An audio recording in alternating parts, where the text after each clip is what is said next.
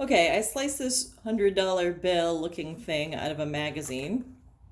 And now I need to paste it onto some kind of cardboard. So I'm not going to use my lovely, perfectly squared item. I'm going to go ahead and use some nasty cardboard with rough edges. Because when you're pasting, pasting something onto something else, you're going to just go ahead and be messy about it. So I'm just going to go ahead and do the whole back of this, making sure that I'm passing all the way through the edges of that $100 bill on the other side. So I've completely done the back here. I'm going to go ahead and get over the edges. It's okay that I'm getting it here on this piece of cardboard, because I'm just going to go ahead and make it way bigger than it needs to be. Then I'm going to wait until it gets tacky. So usually what I do is I wave it like this until it gets tacky. I'm going to wait the full amount of time since I'm only doing this. You can see it getting less, well, I can see it getting less and less and less shiny. What tacky means is that it's really not shiny anymore. It's not really wet to the touch, but you don't want to quite let it go too long. A few wet bits is probably okay.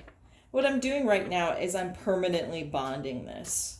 So basically, in order to get the magazine piece off of this, it would probably rip getting it off.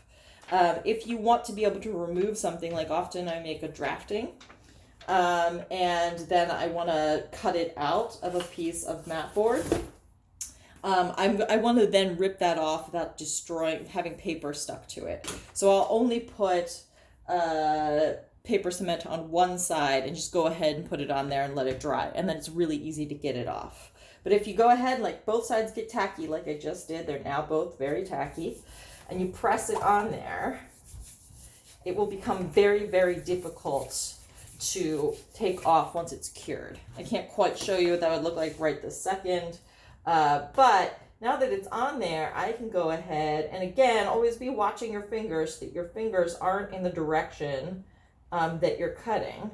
But now I can go in here, and I could score this if I wanted, but scoring does get tricky when you're doing organic lines like this. So now I could go in here and cut this out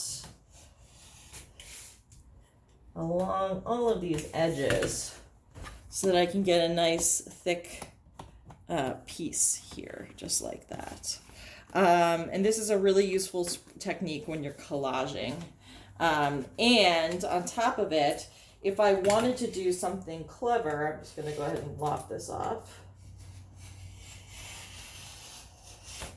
If I wanted to go ahead and do something clever, like bending it along these lines, I could.